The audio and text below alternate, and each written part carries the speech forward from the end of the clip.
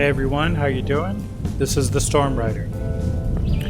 All right, I'm here to record a podcast today. I'm going to ask you to forgive my voice. I'm a little hoarse today. I've been trying to fast today. And I want to talk to you about a little bit of Egyptian history and Middle Eastern history. But really, we're talking today about language and how it's structured. What I'm doing is live reading from my article, Navajos and Nubians.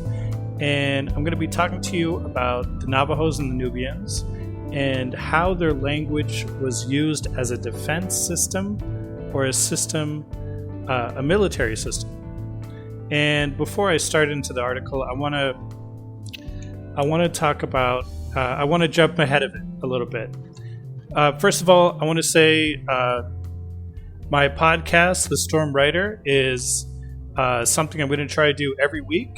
And it would be awesome if you would like it and subscribe it and share it with people and download it. And it'll be a whole lot of fun. Second, Navajos and Nubians is about language. Language is just code. That's why it's so hard to learn. That's what I'm saying here. I'm also going to be talking about how language is a military and defense system, and it's designed to protect cultures as opposed to give other cultures access to your culture. So it's a way to kind of encode and protect the integrity of your culture rather than have too many people have access to it so that they can sort of erode it. So that's the concept we're going to be looking at as we talk about code. Let me just jump right in. Navajos and Nubians, Part 1. The Americans employed the Navajo as code talkers. The Egyptians employed the Nubians as code talkers. The same principle of language appears twice in the most tested of times, a war between civilizations. This proves once and for all that languages are codes, and that they're designed to be difficult to learn, not easy. Languages are defensive structures that protect civilizations and their secrets. If they were easily surmounted or accessed by one's enemies, they would not be much defense at all. So I've been teaching English for a few years online, and I have a background in education with lots of teaching experience in the classroom. So for that reason, I know how to structure and guide students through a lesson or through a topic. I know how to engage the mind, how to rely on inquiry and curiosity, while minimizing lecturing in favor of participation and student engagement. In other words, I prompt my students using the Socratic method. Can we invent a verb for Socratic like Socrates? I was certainly prepared to make English interesting when I started teaching, but what I wasn't prepared for was how much irregularity the English language has. There's irregularity when it comes to verbs, irregularity in shifting from direct to indirect questions, irregularity between questions and answers, and irregularity in statements and questions using auxiliary verbs as opposed to the verb to be. All the irregularities don't stop there. They're endless. English is full of irregularities and twists and turns in the process of learning the language. When you compare English with Spanish, for example, the reason for these irregularities becomes clear. Spanish also has them, but Spanish was standardized in the 13th century by an effort overseen by King Alfonso X, known as Alfonso the Wise. Unlike Spanish, English was never standardized during its development. No king or queen ever established an institute to standardize the Shakespearean, the Victorian, or the Elizabethan English. Instead, English evolved organically through the principle of mutual intelligibility. If the way you're speaking resembles English, and it's intelligible to the people around you who believe themselves to be speaking English, then you're also speaking English. It's an informal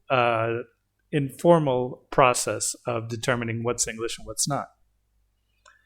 No central authority was ever established to decide what was English and what wasn't. There were scholars across the English-speaking kingdoms who wrote their opinions on language and grammar and vocabulary, but often they differed and bickered among themselves. They also had no collective power.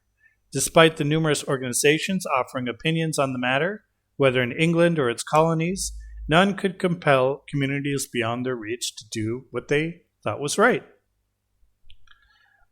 Only with the invention of the printing press did spelling itself begin to standardize. This effort was further supported by dictionaries, beginning with Johnson's dictionary in the 18th century, followed by those of Oxford, Cambridge, and Webster. These works aided in codifying spelling and usage, but they didn't actually standardize the English language since none acted as a central authority on English grammar. While these dictionaries and universities were undoubtedly influential, they were neither singular nor central. English remains an unstandardized language, while Spanish was standardized centuries ago. Spanish, as a result, has fewer irregularities than English, and it's much easier to learn if a student applies himself. Both Spanish and English evolved from a confluence of other languages, but English never underwent a deliberate standardization effort. So interestingly, Spanish standardization also involved removing many Arabic-derived words, a sort of linguistic inquisition. This purge is evident when you compare Portuguese and Spanish systems for naming the days of the week.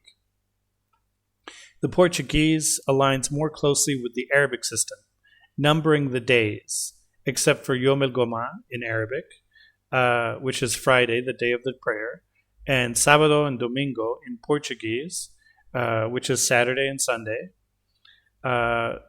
which represent more of the Catholic way.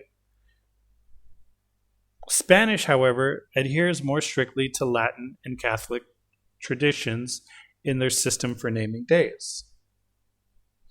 By the way, the English system for naming the days of the week derives from Norse and Anglo-Saxon gods, who were the same gods with a slightly different pronunciation or names. So there was Woden and Odin, Tyr or Tiu, Thunor or Thor, as he was known, and Frigg or Freya. So Woden became Wednesday, day of Woden, and Tiu's day became the day of Tiu or Tyr. Thursday is Thor's day, and Frigga or Freya's day is Friday. Those are the names that gave us Wednesday, Tuesday, Thursday, and Friday. In any case, English with all its irregularities may be more advantageous from an evolutionary standpoint, particularly in wartime. The more difficult a language is to learn, the better it can be for defending a civilization. Now, so far, I haven't talked at all about Navajos or Nubians, but I'm getting there. So among the European nations, this advantage may be less pronounced, as translators, bilingual individuals are readily available. Nonetheless, languages as fortresses of security remain incredibly important. Languages are designed to be complex, not simple, for the evolutionary sake of defense. So if you're struggling to learn a language because of its irregularity, please keep in mind that those irregularities might be there for a reason.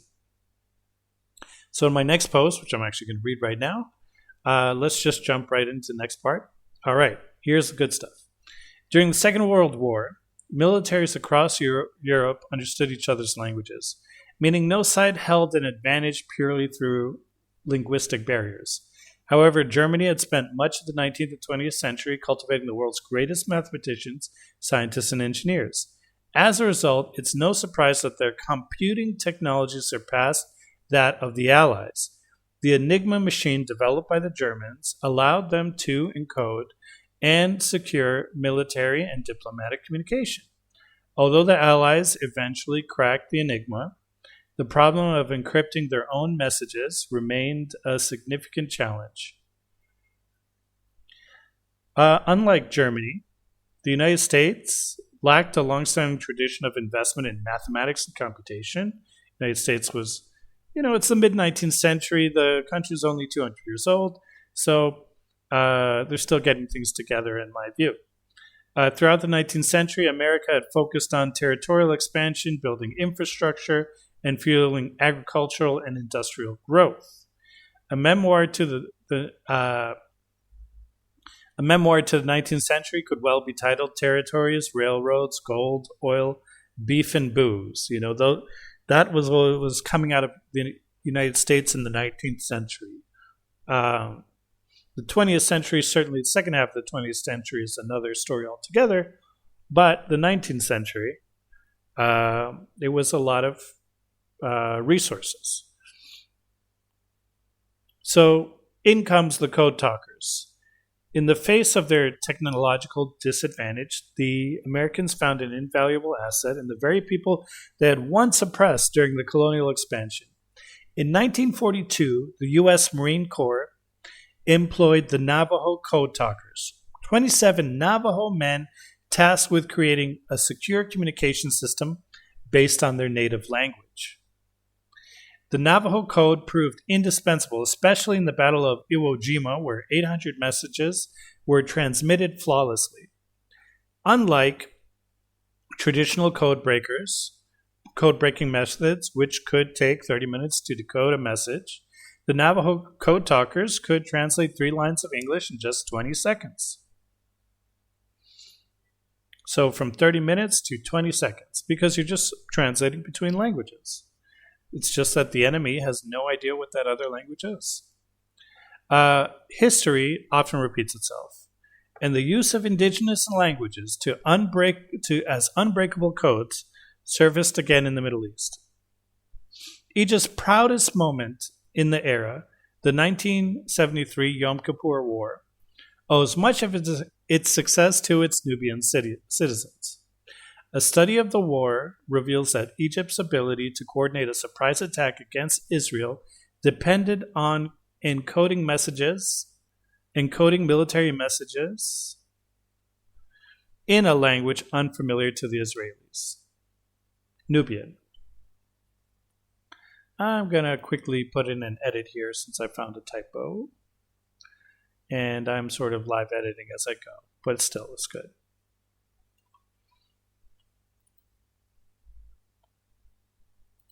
In a language. All right. At the time, Arabic was widely understood in Israel. Many Israelis had roots in Mediterranean Arab cities like Alexandria, Beirut, and Damascus, and the Jewish communities of Egypt, Syria, and Lebanon were all well integrated into the Arabic-speaking cultures. So how could the Arabs protect military communication from interception? Hidden languages. When I visited Egypt a few years ago, I traveled through the south and the west. I learned something fascinating. Egypt is a country of at least 3 spoken languages. While Arabic is dominant, traveling to Aswan will expose you to Kinzi and Nobi, Nubian languages, and in Siwa you'll hear Siwi, an Amazigh language entirely different from Arabic. The Amazigh, or Berbers, referred to by Europeans for many centuries, were a people group and a culture that predate the arrival of the Arabs in the 17th and 18th centuries. In fact, before the Arabs came, many of the people living in Cairo were Berber or spoke Berber languages, and many of the tribes traveling through the areas spoke Berber as well. They were fierce warriors known to the Romans, and the word Africa is actually derived from the Amazigh city of Ifriqiya in Tunisia. This is not to say that the Nubians weren't invaluable as well. The Nubians were also an extremely powerful civilization that resisted Arab invaders for many centuries.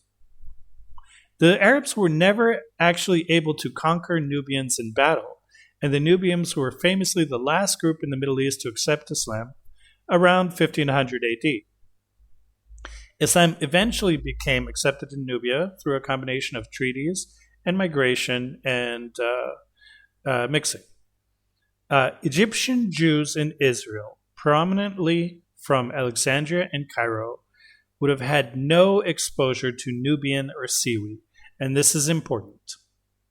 I mention Siwi because it's just another non-Arabic language, but the Nubian language is the one that is important in this case. By employing Nubians as code talkers, President Sadat outmaneuvered the Israelis. For an Alexandrian, decoding Nubian would be as likely as for a Nazi decoding Navajo. Sorry, let me say that again. By employing the Nubians as code talkers, President Sadat outmaneuvered the Israelis. For an Alexandrian, like someone who was Jewish and grew up in Alexandria, decoding Nubian would be as unlikely as a